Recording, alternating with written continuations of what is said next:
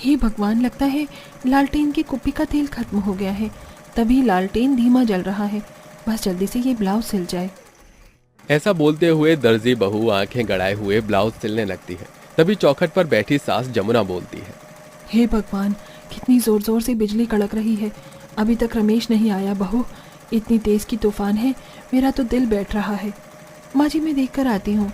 मगर बहू तो पेट से है और जगह जगह बरसात हुई पड़ी है, पता नहीं कहाँ होगा वो।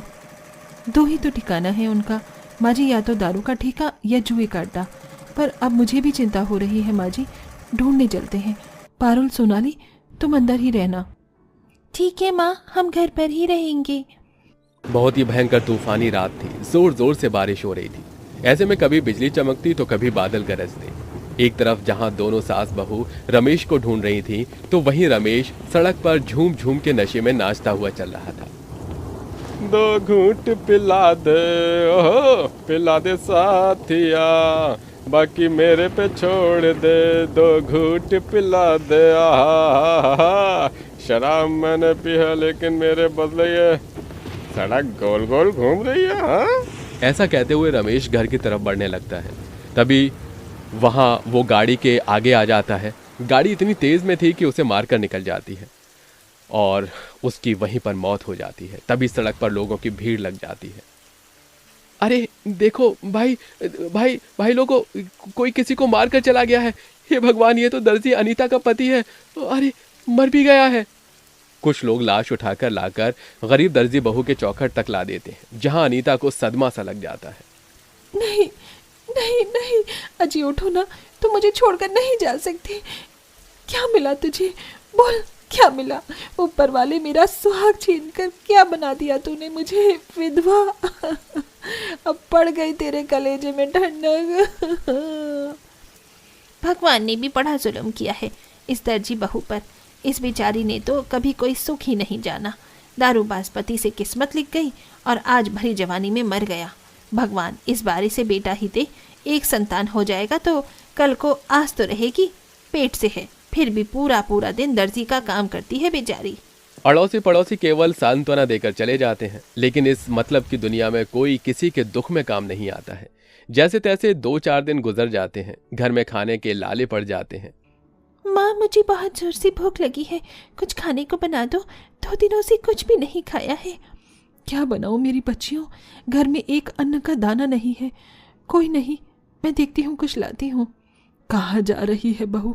बिना पैसों के तो बनिया राशन भी नहीं देगा। माँ जी, जा रही हूँ, थोड़ा सिलाई का काम ले जाऊंगी और 100-200 रुपये एडवांस मांग लूंगी। कहते हैं ना, भगवान अगर किसी को गरीब बनाकर पैदा करता है तो उसके हाथों में खास हुनर भी देता है। अनीता बहुत ही बेहतरीन कपड़े सिलती थी। वो बिपाशा के फैशनेबल बुटीक के लिए कपड़े सिलती थी। नमस्ते बिपाशा जी, सिलाई का काम दे दीजिए। अनीता, अब आई हो तुम? एक तो एकदम से तुमने सिलाई के कपड़े ले जाना बंद कर दिया था। जी, वो मेरे पति जी का देहांत हो गया था, इसलिए घर में दुख का आलम छाया हुआ था। वो तुम्हारी हेडेक है, लेकिन तुम्हारी वजह से मेरे महंगे महंगे 2 कस्टमर छूट गए, इसीलिए मैंने तुम्हारी जगह नई दर्जी को रख लिया है। अब तुम्हारा कोई काम नहीं, निकलो, क्योंकि तुमने मुझे टेच किया था, एकदम से चली गई। ऐसा मत कीजिए बिपाशा जी, भगवान के लिए मेरे पेट पर लात मत मारिए। वादा करती हूँ ऐसा दोबारा कभी नहीं होगा। थोड़ी दया कीजिए मुझ पर। लेकिन बिपाशा का दिल नहीं पिघलता। निराश मन से अनीता अपने घर की तरफ बढ़ने लगती है। इस दर्जी के थोड़ी बहुत काम से ही तो मैं अपने घर का दाना पानी चला रही थी, अब घर का खर्चा कैसे चलेगा? तभी आसमान में बादल उमड़ने घुमड़ने लगते हैं और बरसात शुरू हो जाती है। अनीता जब घर पहुंचती है तो उसके कपड़े लत्ते, सिलाई मशीन, चूल्हा चौका सब कुछ बाहर फेंका हुआ होता है। सास और दोनों बेटियां भी बरसात में भीग रही होती हैं। उन दोनों की आंखों में लाचारी के आंसू होते हैं। तभी 5 साल की पारुल लिपट कर सिसक सिसक कर रोने लगती है। माँ, मकान मालिक ने हमको घर से निकाल दिया। क्या हुआ माँ जी, घर का सामान बाहर क्यों पड़ा है? क्या बताऊं बहू, मकान मालिक एकदम से आकर किराए के लिए चढ़ाई करने लगा और घर का सामान उठा उठा कर बाहर फेंक दिया। बेचारी गरीब दर्जी बहू मकान मालिक के आगे हाथ पैर जोड़कर मिन्नत करने लग जाती है। मकानदार जी, मुझे थोड़ी मोहलत दीजिए, वादा करती हूँ आपकी पाई पाई चुकता कर दूंगी, मगर ऐसे बरसात के मौसम में मेरे परिवार को घर से निकालकर मत करिए ऐसा, हम पर कहर मत बरसाइए। अरे दर्जी की जात, तू भरेगी किराया जिसके खुद के तन पर फटे कपड़े हैं, हाँ? अब तिजोरी राम तरस नहीं खाने वाला। चलो भागो, दफा हो जाओ यहाँ से। पत्थर दिल मकान मालिक उनकी आंखों के सामने घर पर ताला लगाकर चला जाता है। डबडबाई आंखों से सोनाली ने कहा, माँ माँ अब हम कहाँ जाएंगे? जहाँ नसीब हमें ले जाए। शायद इस घर में हमारे इतने दिन का ही दाना पानी लिखा था। जहां एक तरफ अमीर तबके के लोग अपने पक्के छत के नीचे बैठकर बारिश का आनंद ले रहे थे, तो वहीं गरीब दर्जी बहू बरसात के कहर में परिवार को लिए दर बदर भटक रही थी। जहां पानी में डूबी सड़कों में कभी तो उन्हें कंकड़ पत्थर चुभते, तो कभी कोई कार वाला छींटे उड़ा के चला जाता। माँ इस कार वाले अंकल ने मेरी फ्रॉक गंदी कर दी। तुमने सिली थी।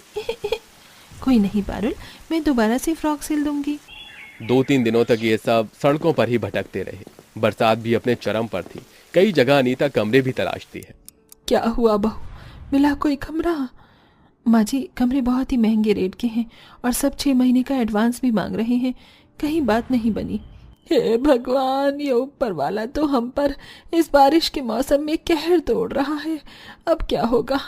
अनीता पास के कूड़ेदान में से एक तिरपाल लाती है और उसे फुटपाथ के पेड़ों के किनारे बांधकर अपनी सिलाई मशीन डाल लेती है और बोर्ड भी टांग देती है। आइए आइए, सूट लांचे लहंगे यहाँ सब सिले जाते हैं।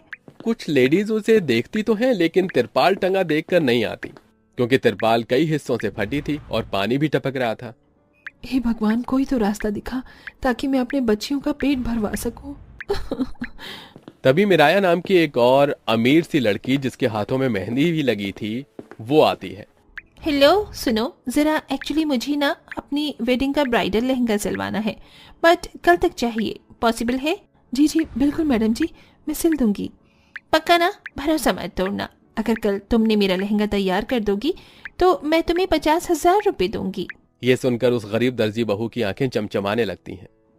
क्या सचमुच? अगर इस लहंगे को मैं सिल देती हूँ तो आप 50,000 देंगी?